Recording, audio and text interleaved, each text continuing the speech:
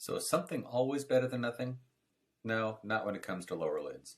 If you need a lower lid blepharoplasty and you go, well, I'll just get my tear troughs filled, at least that's better than if we leave the bags and dark circles, we'll just fill the dark circles. It does not look better than if you get the right treatment. So this is a patient that had previously had great luck getting her tear troughs filled over time, and she had many years of good tear trough filler results. But as she aged, you can see her tear trough filler here is starting to look a little kind of bulgy and jelly-like. But more importantly, she has actually developed little true fat bags in the under eyes, right there, right there, right there. And if she had walked into my office at this stage of aging with her under eye bags and dark circles as they truly are, and what stage is she? This middle one shows what her true stage of aging is because I reversed her filler to unmask the shapes that she truly has. And you can see true fat pockets. Here's these two. Here's this one. You can see true tear trough emptiness right in here.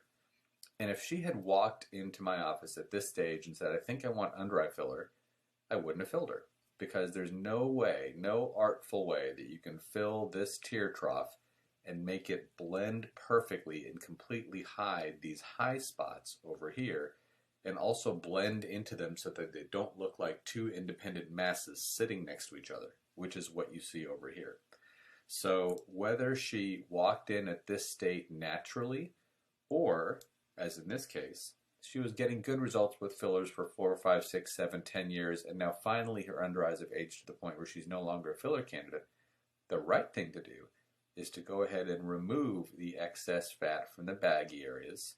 That's done with a blepharoplasty where we take the fat out from behind the eyelid. There's no visible incision. There's no external incision. Similarly, I'm going to nestle in fat from the belly or the outer thigh into the empty areas. And if you look at this, there's an overlap here between where I'm drawing the take away area and the build up area.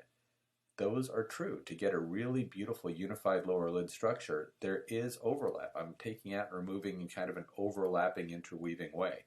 But what that leaves me with is what used to be the highest, bulgiest spot up here is now flat. What used to be the deepest, emptiest contours down here are actually now the highest, brightest contours.